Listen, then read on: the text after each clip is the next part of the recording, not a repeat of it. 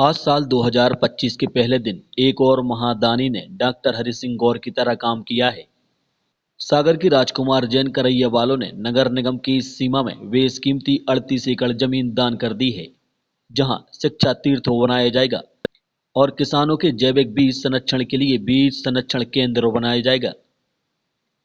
राजकुमार जैन करैया वालों का 25 साल पहले लिया गया संकल्प आज 2025 के पहले दिन पूरा हुआ है, जब उन्होंने नगर निगम सीमा के अंदर अपनी बेशकीमती 38 एकड़ जमीन शिक्षा तीर्थ और समाज कल्याण के लिए दान कर दी है। उन्होंने बताया कि 1998 में आचार्य विद्यासागर सागर आए थे। उन्होंने यहाँ पर गौशाला खुलवाई थी। तब मैंने गौशाला के लिए जमीन दान की थी। उस समय मुनि श्री की प्रेरणा से मैंने तय कर लिया था कि शिक्षा और समाज कल्याण के लिए भी जमीन दान कर दूंगा। लंबी लड़ाई के बाद आज 1 जनवरी 2025 को ये दिन आया है, जब मेरा संकल्प पूरा हुआ है। आज आचार्य विद्यासागर के परम शिष्य सुधा सागर के समक्ष दान पत्र लिखकर ये जमीन दान कर दी गई। संकल्प को पूरा करने के लिए ये 38 एकड़ जमीन सन 2000 में खरीदी थी, लेकिन कानूनी दांव पेंच के कारण जमीन की रजिस्ट्री 2004 में संभव हो सकी। जिस व्यक्ति से जमीन खरीदी गई उनके यहाँ कोई संतान नहीं थी, तो रिश्तेदारों ने जमीन पर दावा पेश कर दिया था। कई भूमाफियाओं ने भी जमीन पर कब्जा करने के लिए तरह तरह के हथकंडे अपनाए, लेकिन राजकुमार जैन आचार्य विद्यासागर के सामने लिए गए संकल्प पर अड़ग रहे और लड़ाई लड़ते लड़ते उन्होंने जमीन को बचा कर रखा और आज उन्होंने जमीन शिक्षा और समाज कल्याण के लिए दान कर दी।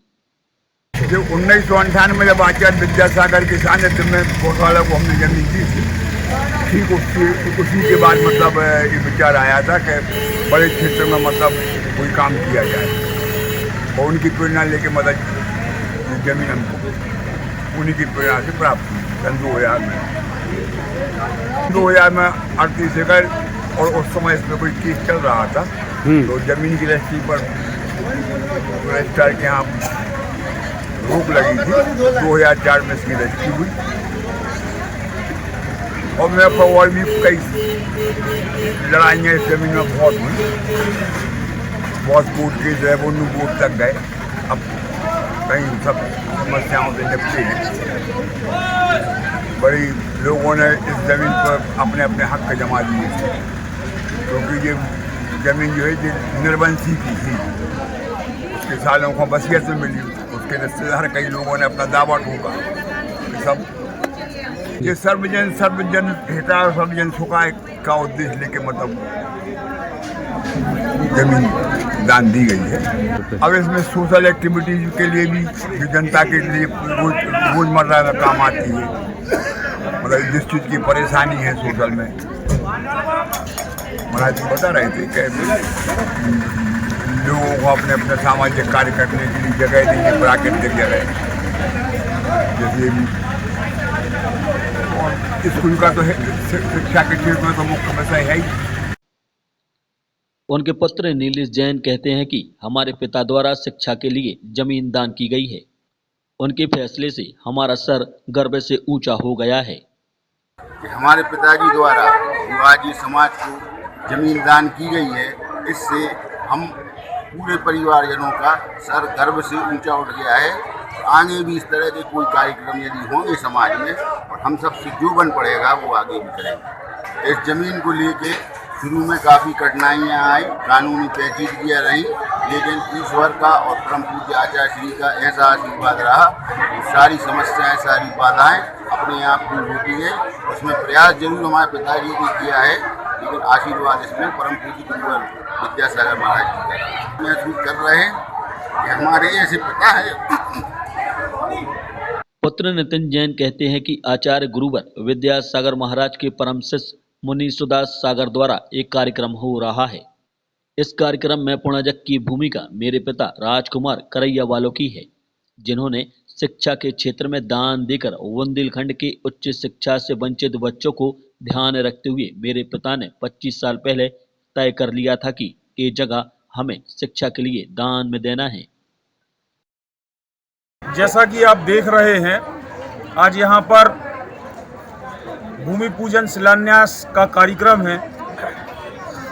आचार्य गुरुवर विद्यासागर महाराज जी के परम प्रभावक शिष्य निर्यापक मुनि सुधा सागर जी महाराज द्वारा यह कार्यक्रम हो रहा है।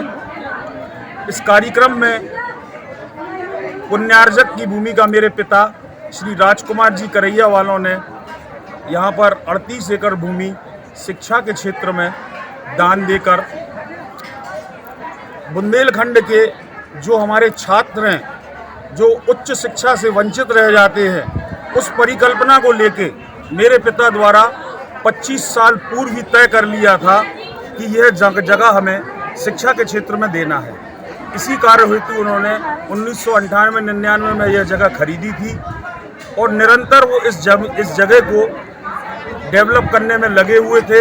हमारे परिवार में मेरे बड़े भाई नीलेश चौधरी, मैं नितिन चौधरी, हम लोग सभी लोग सहयोग करते थे ताकि एक उचित अवसर आ सके। आज पूज्य गुरुदेव के चरण सागर में पड़े, गुरुदेव से चर्चाएं हुई निरंतर, गुरुजी ने भूमि का निरीक्षण किया।